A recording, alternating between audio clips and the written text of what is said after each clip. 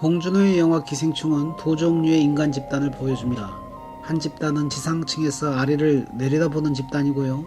또 다른 한 집단은 지하층에서 위를 올려다보는 집단입니다. 봉준호는 이 두 집단을 숙주와 기생충의 관계로 묘사했습니다.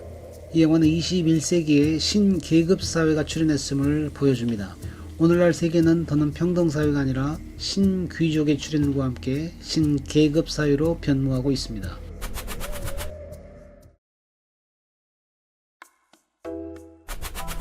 인류 문명이 생겨난 이후 계급 없는 사회는 없었습니다. 파로와 귀족, 사제, 노예 계층이 있었던 이집트, 왕, 사제, 노예 계급이 있었던 메소포타미아, 카스트 제도가 있었던 인도, 노예제가 합법이었던 성경시대 로마 제국 등 늘 언제나 인류는 계급사회 속에서 살았습니다.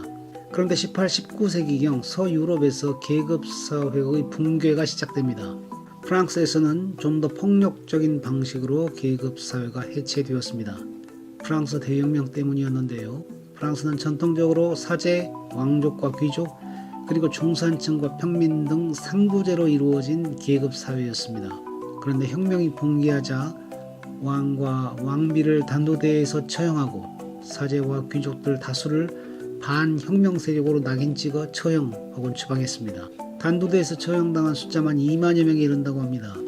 사제와 귀족의 재산은 몰수되고 재분배되었습니다. 이렇게 해서 계급사회가 폭력적으로 해체되었습니다. 영국에서는 좀 더 온건한 방식으로 계급사회가 해체됩니다.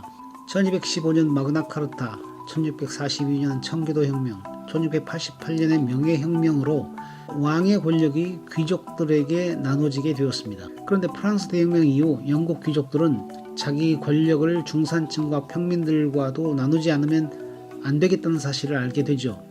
1832년 개혁법으로 투표권이 부유층 부르주아 계급에게로 확대되고 1867년에는 노동자 계층에게로 1928년에는 여성에게로 확대되었습니다. 귀족들은 점차 귀족의 특권을 양보하고 노블리스 오블리주를 실천하면서 타협안을 제시했던 것입니다. 오늘날 영국에서 왕족과 귀족은 여전히 남아있지만 문화적으로나 상징적으로 남아있습니다. 영국에서도 평등사회가 도래한 것입니다. 미국에서도 중요한 변화가 있었죠. 그것은 바로 노예제를 철폐한 것입니다. 제도적으로 노예제를 철폐하긴 했으나 흑백 차별은 매우 오랫동안 남아있었는데요. 1960년대 마틴 루터 킹 목사님의 시민권 운동으로 남아있던 차별도 서서히 해체되었습니다. 이상의 과정을 통해서 점차 계급사회는 무너지고 세계 여러 나라는 민주주의 체제를 수용하게 이릅니다. 잘 아시다시피 민주주의 체제는 자유와 평등을 중요한 이념적 기초로 삼고 있지요. 자유와 평등을 이상으로 하는 민주주의 사회에서 특권층은 존재할 수 없습니다. 가령 대한민국 헌법 11조는 모든 국민은 법 앞에 평등하고 성별, 종교 또는 사회적 신분에 따른 차별을 받지 않는다고 명시하고 있죠.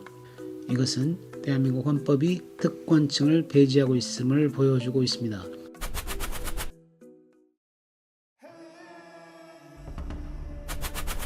그런데 21세기 초 신계급 사회가 출현하게 되었습니다.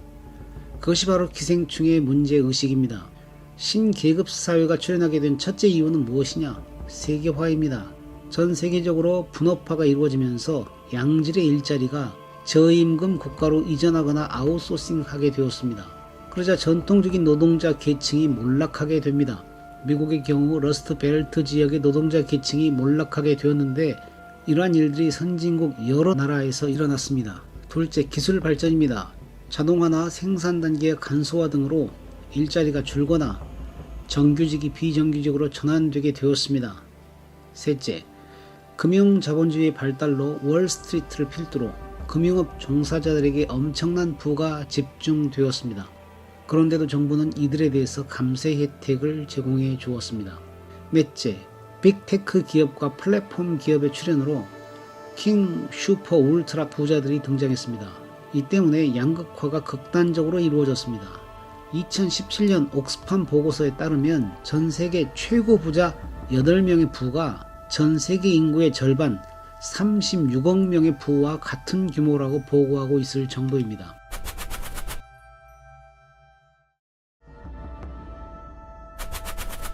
여기에 교육이 신계급 사회의 출현에 중요한 기여를 합니다. 이것은 마이클 샌들 교수의 통찰인데요. 전통적인 귀족 계급은 혈연을 통해서 부와 권력을 상속했죠. 교육은 그러한 계급 사회에 대한 대안 역할을 해왔습니다. 가령 중국이나 한국에서 과거 시험은 귀족 계급의 부와 권력의 세습에 대한 강력한 견제장치였습니다. 교육을 통해서 개천에서 용나는 일이 일어날 수 있었던 것입니다. 그런데 21세기에 이르러서 교육은 신귀족들의 부와 권력 세습을 위한 수단으로 사용되고 있습니다. 수포리치들 자녀들은 특별 과외나 최고급 사립학교 등을 통해서 최고 교육을 받을 수 있습니다. 이러한 교육은 서민층 자녀들이 절대로 넘볼 수 없는 강력한 교육 장벽을 만들어 낸다는 것입니다. 이것이 능력주의 곧 메리토크라시라고 하는 신계급 사회를 만들어 내고 있다는 것입니다. 영화 기생충의 박 사장은 자신의 능력으로 부와 권력을 가지는 것을 당연하게 생각하는 신귀족입니다. 이들 신귀족들은 민중을 개, 돼지 혹은 기생충으로 봅니다.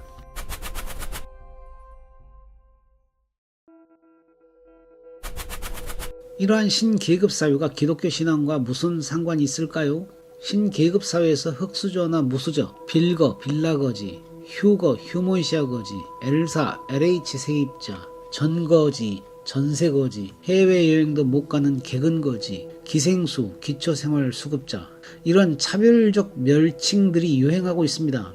이런 것들이 바로 신계급 사회의 징후들인데요. 문제는 이러한 의식이 알게 모르게 현대인의 자기 정체성을 형성하는데 막대한 영향력을 행사하고 있다는 것입니다. 여기에 바로 크리스찬에게 도전이 있는 것입니다. 과연 기독교 신앙은 이러한 신계급 사회의 차별적 정체성을 이겨낼 수 있는 능력을 현대인들에게 제공해 줄 수 있을까요?